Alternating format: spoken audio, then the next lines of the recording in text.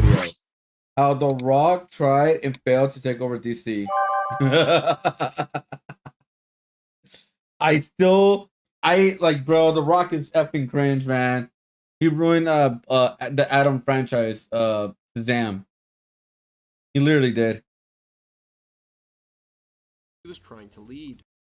What if the DC universe had revolved around Black Adam? Well, for a moment, which is so stupid. If Dwayne Johnson's plan had gone through, the DC cinematic universe would have been restructured around a long simmering rivalry between Black Adam and Henry Cavill's Superman. Cavill would still be wearing the cape, and Black Adam vs. Superman would be the tentpole event everything was building toward. But that's not how things played out. Instead, a series of power plays, questionable decisions, and behind-the-scenes drama didn't just it should have been freaking Black Adam versus Shazam if you want to be the or Shazam versus Black Adam, but no, he didn't want to do that because he didn't want to lose. It helped fracture the very universe he was trying to lead. To find out what went wrong, let's take a look at how The Rock. Because I want you guys to think about this real quickly. In the Black Adam film, did he ever lose a fight? I'm gonna spoil this bitch. He did not lose a fight in the Black Adam film. No matter who he fought, he always won. Every single one of them, he beat him. He won. He never lost. Do you know why he, what was it called? Why he surrendered? I think it was because of his son or something like that. And that's why he says that's Shazam. And then that's why he became like a regular, like the regular human kind thing. Yeah, that's why he lost. He lost for himself. He beat himself, but no one else could beat him. No, not even close. Not even Dr. Fate. Like, bruh, I'm like, oh, sorry. Tried and failed to take over DC. After making a successful leap from wrestling to Hollywood with his big screen debut in The Mummy Returns, Dwayne "The Rock" Johnson quickly emerged as a rising action star. His breakout role was so well received that he landed his own spin-off film, The Scorpion King, cementing his transition into blockbuster leading man territory. While Johnson showed clear charisma and screen presence early on, many of his initial starring vehicles like The Rundown, Walking Tall, and Doom had modest box office returns rather than breakout success. As a result, his early career didn't immediately launch him into A-list status, and he often took supporting roles in ensemble films like Be Cool and Get Smart to stay visible and build credibility. And it was while he was filming Get Smart that Johnson was approached by that film's director, Peter Segal, about playing Shazam, a film Segal was hired to direct at the time. However, as Johnson learned more about the story, he found himself much more drawn to Shazam's arch-nemesis, Black Adam, a morally ambiguous character with shades of gray, not unlike the persona that made him a superstar in the WWF. By the time the project finally moved forward nearly a decade later, Johnson had become one of the biggest movie stars on the planet. As a result, when the studio presented him with the script to Shazam, which featured origin stories for both the title character and Black Adam, Johnson and his team pushed back. While the studio felt the script was great, Johnson, rightfully so, felt he should be the lead. But since he was drawn to playing Black Adam rather than Shazam, he lobbied to give each character their own movie, which he argued would also allow each film to embrace a tone that fit its character. Light and fun for Shazam and dark and violent for Black Adam. Shazam hit theaters first, so stupid. Hit, but what would have been a perfect opportunity to connect the larger DC universe instead highlighted just how poorly DC was being managed. The film's final scene was supposed to feature so freaking stupid, like so legit stupid. They should have done Shazam, and then they should have done like if the first film should have done like this, maybe like Shazam versus Black Adam in the first film. It would have been crazy, but it's like at least at that point, like you will get established of the both characters, and then do Shazam 2, and then you could do Black Adam's a standalone film. So at least they'll establish Black Adam in the first film with Shazam, right? And it would have been brought a lot more money with Shazam, and it still was success with the first film. It was still successful.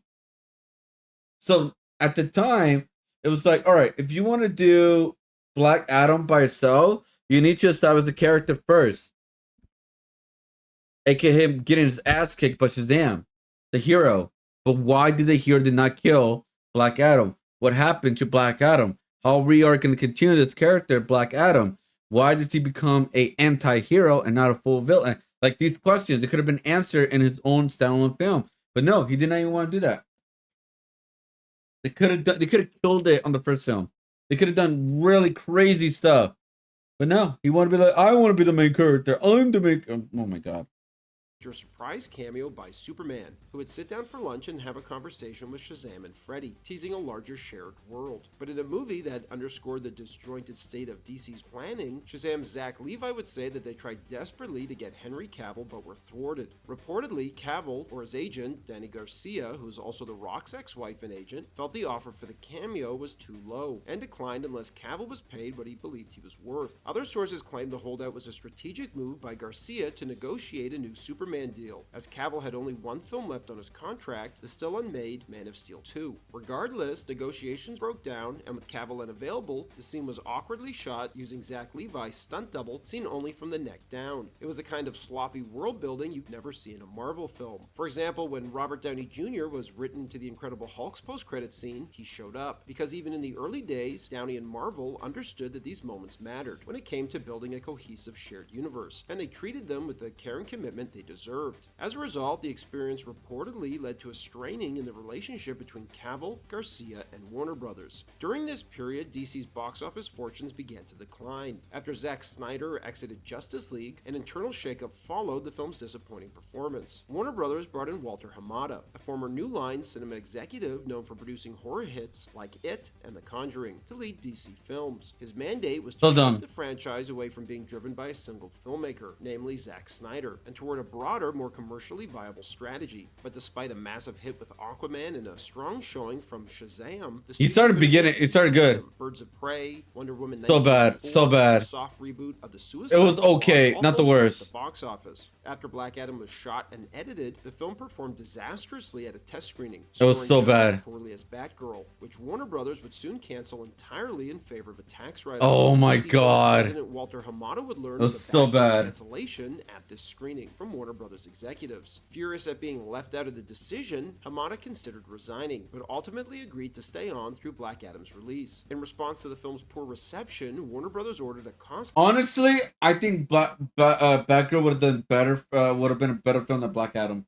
20-day round at this point in an attempt to improve the movie. Originally greenlit at $190 million, the budget ballooned to $260 million. Oh, Since the long-term plan was eventually to have Black Adam and Shazam face off in a future film, the original plan for Black Adam's post-credits scene featured Shazam being recruited by Hawkman to join the Justice Society of America, setting the stage for Shazam and Black Adam's eventual clash. But since behind the scenes, DC Films was in chaos, with Walter Hamada preparing to exit the studio, Dwayne Johnson, seeing an opening, made a bold power play to reshape the DC universe around Black Adam. Oh my god. Filming a new post-credit scene featuring Superman, aiming to kickstart a long-term storyline where the two characters would dance around each other in subsequent films, teasing and building toward a massive tentpole event where they'd finally face off. But to Johnson's surprise, Hamada turned him down. Hamada had already mapped out a larger plan for the DC universe, one that would culminate in a Crisis on Infinite Earths adaptation. The upcoming Flash movie was the groundwork, introducing a multiverse and bringing back legacy characters like Michael Keaton's Batman. So bad. Also included launching a Black Superman in his own series of films. Johnson, however, refused to take no for an answer and went around Hamada to his bosses, pitching the same idea to Warner Brothers executives who would greenlight it. But there was just one problem. Henry Cavill was only under contract for one more Superman film, the long-awaited Man of Steel 2, which was originally sidelined for Batman vs. Superman and seemed less likely to happen as time went on. Additionally, Cavill and Johnson shared the same agent, Johnson's ex-wife, Danny Garcia. Pressed for time to get the cameo shot for Black Adam's release, Cavill was given a verbal agreement by DC to return as Superman in subsequent films, $250,000 for his appearance at the end of Black Adam, never actually signing a proper contract to return. Not only that, but Cavill also exited The Witcher, sparking speculation that the role of Superman conflicted with his commitment to the series, although later reports revealed deep creative differences between Cavill and The Witcher showrunners. The Superman cameo was meant to be a fun and unexpected. And guess what? The Witcher, the show, died. It died. It died because guess what? Henry Cavill was a fan of The Witcher. He understands The Witcher. He loves The Witcher. And you know what? They destroyed the love of The Witcher of Henry Cavill. because the goddamn showrunners did it. No, we don't want to listen to you. We don't want to listen to the lore. We're gonna make our own shit. We're gonna go our own bullshit way. Like fuck, bro. They killed it. That's why the first season was good, right? Because Henry had to like was pushing to get things good and fixed and all that kind of stuff. And that's why the second season was okay because at the time they're like changing so many stuff. Then the third season he was like, bro, I'm effing out. I'm done. I'm done. I'm out. I'm not coming back. And so that's why they recast him for the final season. Why is it gonna be the final season? I don't know. Maybe because they lost a lot of viewership. They destroyed the Witcher show, man. It has so much potential to go on for a very long time, and they wanted to.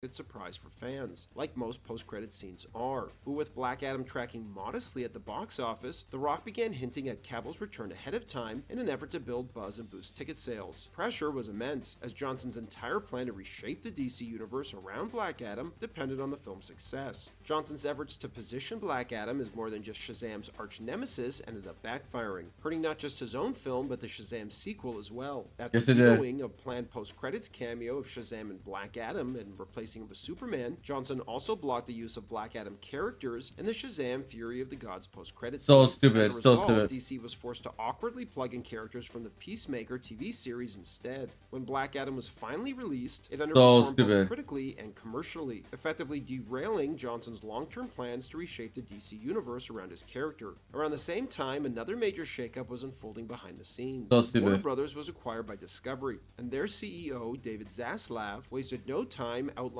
his vision for DC's future. Determined to bring order to the chaotic state of the DCEU, Zaslav began searching for a creative and strategic czar to mirror Marvel's Kevin Feige, someone who could establish a unified creative direction and long-term brand strategy. Yo, what up, human? How's it going?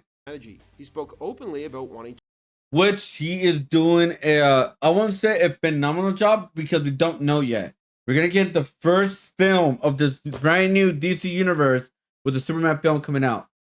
That's gonna be the first one to bring everything together. Technically, they did a good job already with the first one, which is the animation show.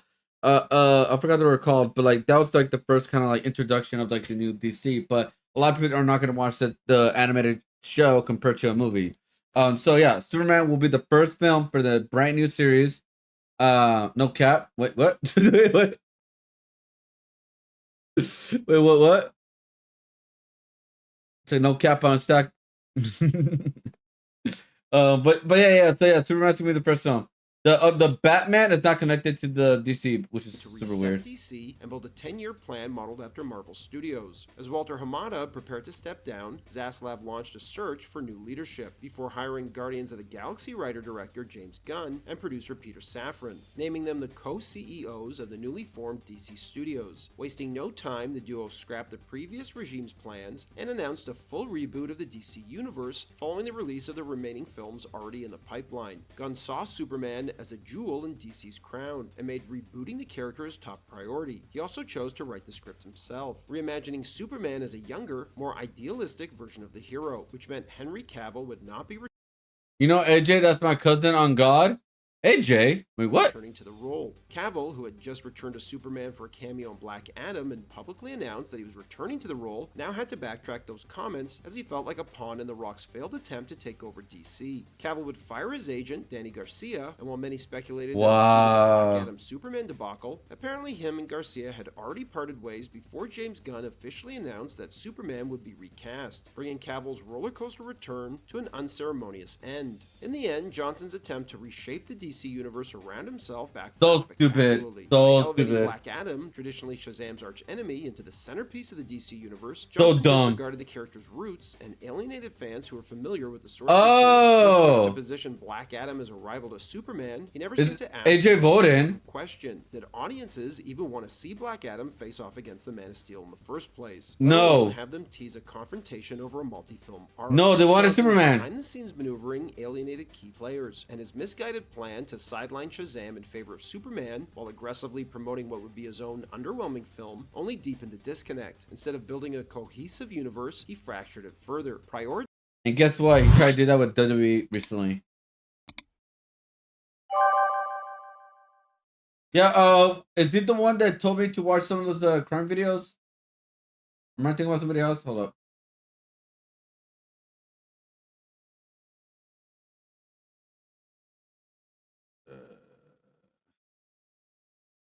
Oh no, I'm thinking about somebody else. I am thinking about somebody else. Hold up. I'm looking right now. What's good, bro? Oh, he's a prankster.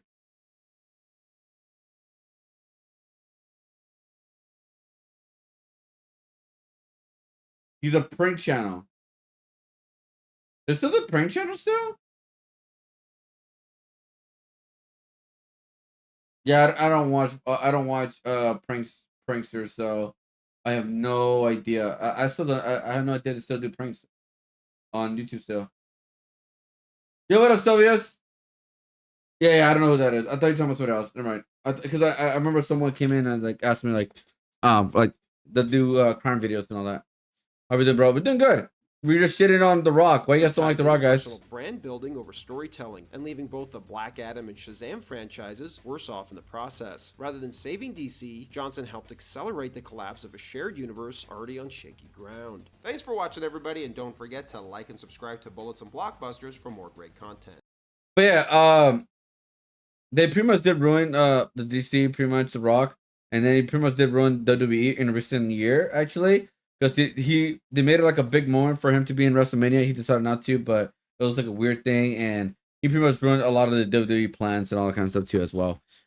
He is not helping. He is an egomaniac. He always goes back to WWE to make his Hollywood image better. If that makes sense. When it's not like when Hollywood's not working, he goes to WWE. When WWE is no longer working, he goes back to Hollywood. It's like so weird.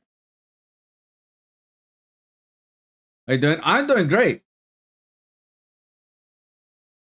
Wait, hey, Human Faces, you do prank videos too? I didn't know they do prank videos to this day too. Like honestly, I thought prank videos were like obsolete at this point. It's like, you know how people find them annoying and stuff. Oh, it's just a prank, just a prank. The Rock wanted to beat up Superman on screen, so you can say that he beat up Superman to boost his ego. So he chose a character that kind of looked like him and had a power. In theory, could be Superman. That's it. That's pretty much it, really. Yeah. I mean, consider this a rumor that Rock's contract as a clause stating that his character can't lose, so you can see why the Superman starts back at a matchup was gonna fail. Yeah, I mean that is a rumor, but if you look at the Black Adam film, he never loses a fight. He never loses a fight. When did he lose a fight? I do not remember any part he lost a fight on the Black Adam film. He never lost. He was sealed away, but he never lost. It's really bad, man. Really, really bad.